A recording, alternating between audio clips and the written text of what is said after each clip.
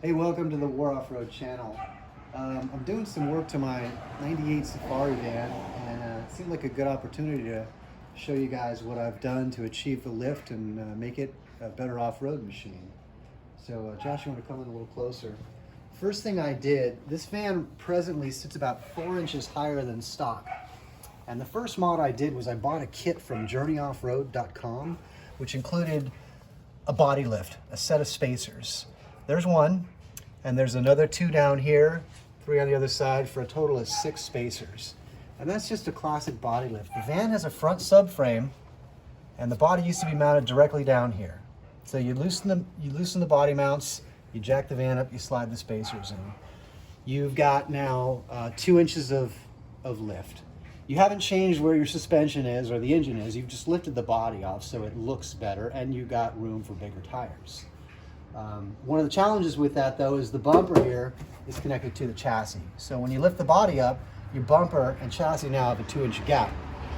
The kit I bought came with these little brackets to relocate the bumper so that it's back up where it belongs on the body and looks right. The point of a lift is to fit a bigger tire. You're not going to fit a bigger tire, much bigger than stock, on a stock ride height.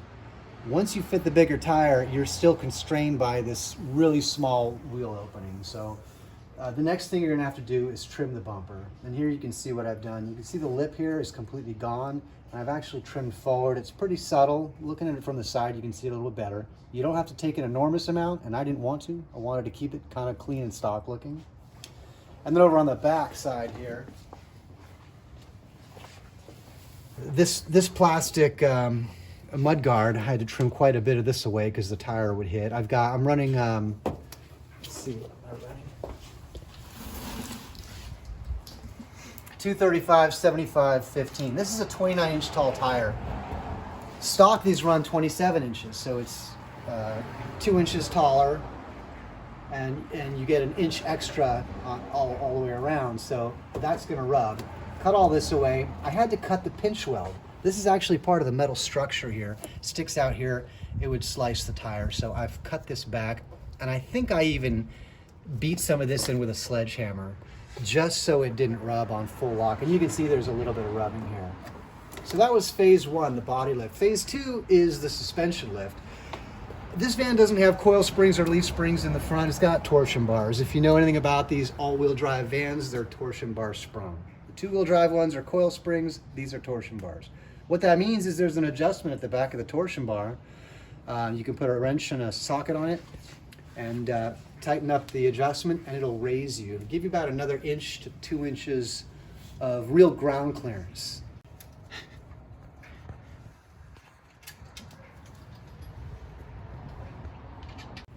But what you're doing with that now you're beginning to change your suspension and steering angles. You're actually getting real ground clearance, so you're lifting the chassis off the ground.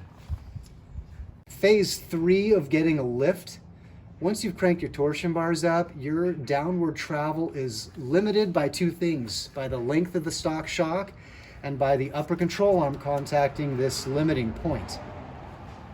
So phase 3, as the suspension flexes down, ultimately your travel is stopped right here. So phase 3 is what's called ball joint flip. This upper ball joint originally is installed up here. You unbolt it, well, if you've got a stock original ball joints, you're gonna have to drill out some rivets, and that's an all-day project. It's terrible, terrible. Did it on both sides, miserable work. But you gotta do it. You gotta do it to replace the ball joints. You'll get a kit with new bolts. Anyway, so the ball joint flip basically raises the upper control arm, lowers the knuckle. And so now, when this portion contacts, you're now about 1 inch lower. But you're not gonna get your full downward travel with stock shocks. You're gonna be held up about 1/2 inch. So this is a longer shock, and I did some research online, and there's a lot of people that are modding these things, and one guy put in a lot of time doing measurements, finding eye-to-eye centers, and then tube diameter. You don't want to run a fat tube. Obviously, you can see that's going to hit the upper control arm. So he came up with 1970 Chevy GMC K20 front shocks. Diameter's right, the spring eyes are very close, and it's 2 inches longer than stock, gives you full downward travel. So that's phase 3. And in this, I expect to have another 1.5 inches. I haven't actually run this yet, but I'll be running it soon. Phase 4, now that you've got a lot more travel than the car was designed for, and potentially a lot of different articulation going over some rough rocks, your sway bar is going to hold you back. This is over 1 inch thick. And with that sway bar connected, you're never going to achieve a full downward on this side and a full upward on this side. Your whole front end is going to be bound up. This was never meant to be articulated suspension. So what I've built, the stock bolt links, when you begin to lift these things, they start working at really bad angles and they bind up. So I got rid of all that. And I even had to cut my sway bar back, because to make this disconnectable, to get the sway bar to swing up and out of the way, I had to chop the sway bar. The original sway bar would hit this upper control arm. So I cut it back, I put a saddle bracket on it, and I welded a saddle bracket down there. And I've got some adjustable Heim joints with pull pins to basically disconnect, just like that. The other side's still connected, otherwise I'd be able to swing this up and out of the way. But just to give you an idea of what I'm going. That's mandatory. If you're gonna do any off-roading that requires serious suspension articulation, you're very limited in these vans. You need everything you can get. That was probably the best upgrade I did after the short lift. So some bonus stuff that I've also done. Once you get enough lift out of these things, you're compromising your steering angles, your suspension angles, and everything. You're gonna have to realign it.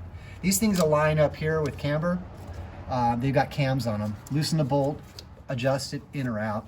That's pretty easy. Any competent alignment shop that's not scared of custom work should be able to put this thing back into spec. But steering, let's talk about that. These steering tie rods are operating now at angles they were never designed to be operated. So what I've done is I've also spaced down my idler arms. You got an idler arm on both sides that basically support the center link, which controls the angle of the tie rod. So by spacing that down a little bit, I've lowered the steering to bring these angles in a little bit closer. And I think that's about it up here. There's probably something I'm forgetting. I think we've talked about everything. Josh is probably a good opportunity to show them the skid plate. When I first picked up this van a few years ago, I lifted it and I did the 4-wheel drive swap, but I wouldn't off-road it. I didn't want to off-road it because I had zero protection down here.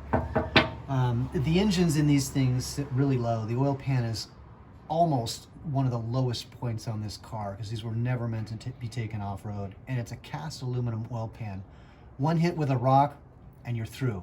Your engine's done. You're going to lose all your oil. You can't drive it. So before the first off-roading excursion, I put on this skid plate, and this I made myself out of 1/8 inch steel plate. On the back side that you can't see, there's actually a framework welded in to reinforce it. And how I mounted it, across this front cross member, there were already 3 holes. And so I built a long skinny plate with 3 nuts on it and slipped it inside the cross member and then bolted it up here. And mounting it in the back, I created these tabs that go up to the differential mount. There's one on both sides. And so it's suspended back here and bolted up here. And then you can see the clearance I have between the oil pan and the skid plate. Now this skid plate, you can see if the lighting's right, there's a lot of hits. That right there is an oil pan breaker, and so is that. This would have broken the differential. I high centered on this pan at one point. And Josh, if you want to look at the exhaust, you can see how the exhaust is crushed, right?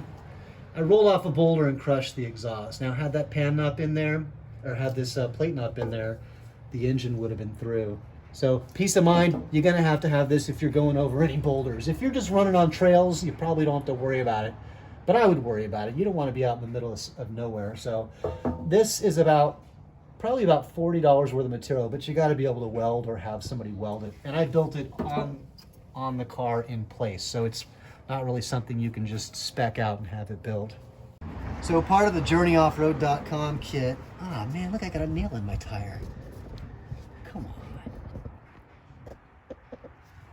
You just never know what you're gonna find.